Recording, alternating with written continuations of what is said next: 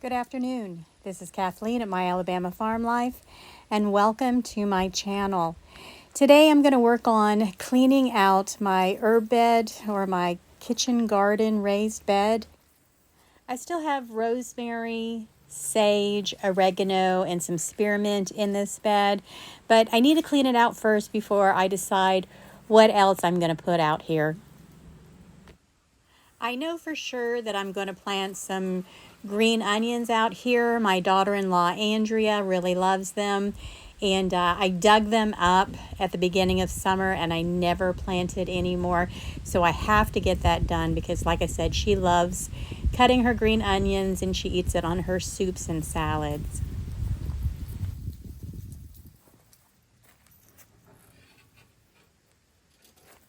And once I get all this black garden mesh off, I'm going to leave the PVC pipes for now, but I think I'm going to have to take a run to Tractor Supply and maybe get some stakes to put in here. They're not doing really well. They're falling in, and somehow the chickens managed to get in here and they've done nothing but dig up the soil, which in a way is good, but I don't need that once I get seeds planted. I am really way behind on my gardening this year. I want to apologize because I ended up getting sick with my throat. I got over that and I did see a doctor for it, so I do have a doctor in Birmingham now. Then, unfortunately, in the beginning of September, I ended up getting sick. I thought I had the flu. Well, for the first 4 days, I thought I had the flu. And then I ended up getting what I have not gotten in the past 4 years. I ended up with the vid, and I fought that for almost a month. It was pretty bad. I was sleeping a lot. For a while there, I couldn't taste anything, so food was just awful. I wasn't eating a whole lot. It was a very unpleasant experience, and I hope to never get it again.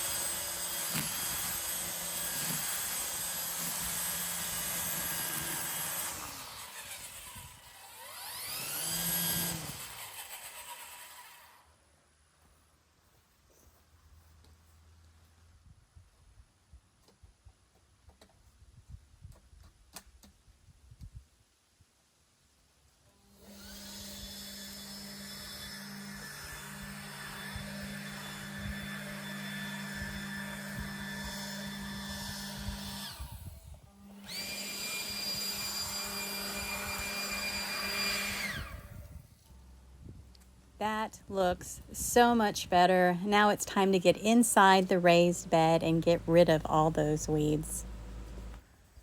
After getting the outside cleaned up and weed-eated, it doesn't look like there's really a whole lot of weeds inside the raised bed, and what is in here is mostly around the sides.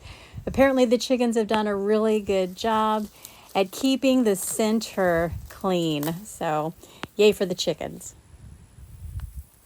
I cannot believe that it is October already.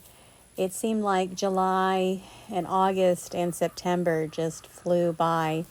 Between getting sick with my throat and then getting sick again in September, it just ate up a lot of my time, and we were hoping to get a fall garden started this year, but it just we're not going to be able to. So I'm going to concentrate on just keeping up or trying to keep up with my raised beds this year.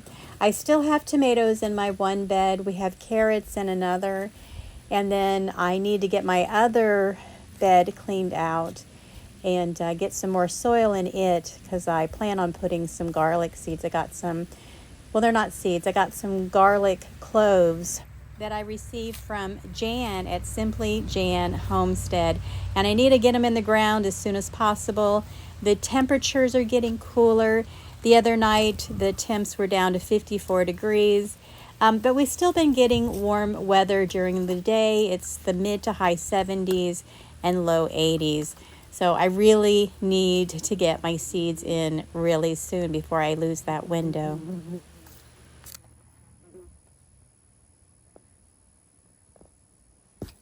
Oh my goodness, guys, look at the root on this. I think this is wild lettuce, but I'm not sure.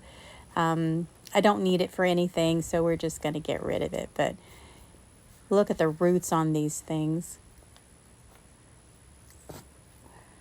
Oh, there's another one.